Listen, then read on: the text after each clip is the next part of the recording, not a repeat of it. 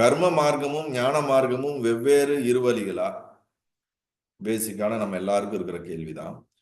கர்ம மார்க்கமும் ஞான மார்க்கமும் வெவ்வேறு இருவழிகளா அல்லது கர்ம மார்க்கமும் ஞான மார்க்கத்தின் பூர்வாங்கமா? அதாவது ஞான மார்க்கம் கர்ம மார்க்கம் ரெண்டுமே, கர்ம மார்க்கம் ரெண்டு வேற வேறா, இல்ல கர்ம மார்க்கம் வந்து ஞான மார்க்கத்தினுடைய தொடக்கமா? It's basic step. கர்ம மார்க்கத்துக்கு அப்புறம் ஞான மார்க்கம்னு சொல்ற மாதிரியான ஒரு விஷயமான்னு ஒண்ணு கேட்கிறாரு. அதுக்கடுத்து என்ன அந்த கேள்வியில தொடர்ந்து வருது. பற்றுதலற்ற கடமைகளை செய்வதே கர்ம மார்க்கம் அல்லது கர்மயோகம் எனப்படுகிறது. இந்த கேள்வி கேட்கிறவர் என்ன பண்றாரு, அவருடைய எல்லா பதிலையும் சொல்லி இது சரியான்னு கேட்கிறாருன்னு நினைக்கிறேன்.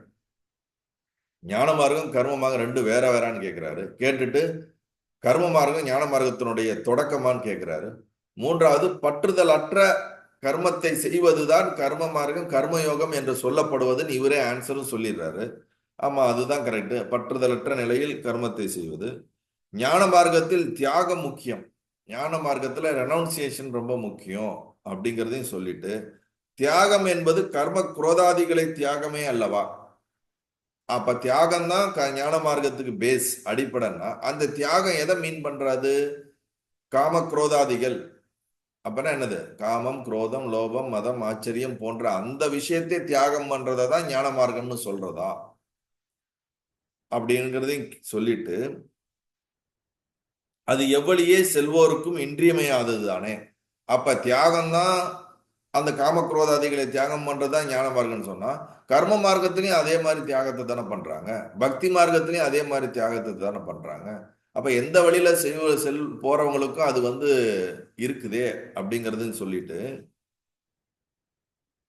அவ்வாறு இன்றி ஞான வழியை கடைபிடிப்போர் புறத்திலும் கர்மத்தை துறக்க வேண்டுமா? அப்ப ஞான மார்க்கத்துல இருக்கிறவங்க உள்ள இருக்கக்கூடிய அந்த காமக்ரோதாதிகளை துறந்தால் போதுமே, அல்ல வெளியிலையும் நம்ம ரெனவுன்சியேட் பண்ணணுமா அப்படின்னு கேட்கிறாங்க. பகவானுடைய பதில், சொல்ல வேண்டியது எல்லாம் சொல்லிவிட்டீர்கள், உங்கள் கேள்வியிலேயே விடையும் இருக்கின்றது. காமக்ரோதாதிகளின் பற்றுதல் அற்றுமற்று இருத்தலே எவ்வழி செல்வோருக்கும் இன்றியமையாதது.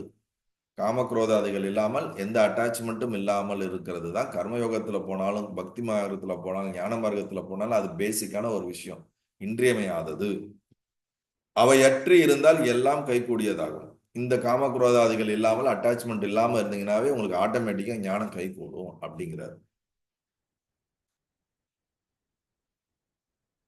அப்ப பேசிக்கா வந்து இந்த மனதுல இருக்கக்கூடிய உணர்வுகளில் இருக்கக்கூடிய அட்டாச்மெண்ட் வாசனைகளை தான் நம்ம என்ன பண்ணணும், வாசனைகள்ல இருக்கக்கூடிய அந்த பற்றுதலை தான் நம்ம விடணுமே தவிர, வெளியில இருக்கக்கூடிய பொருள்களையோ மனிதர்களையோ அல்லது உடைமைகளையோ துறப்பது மட்டும் துறவு கிடையாது. உள்ளத்தில் இருக்கக்கூடிய பந்தத்தை துறப்பதுதான் துறவு. கர்மயோகமும் பொருள்களின் மீது மற்றதின் மீது இருக்க பந்தத்தை துறக்க வைக்கிறது.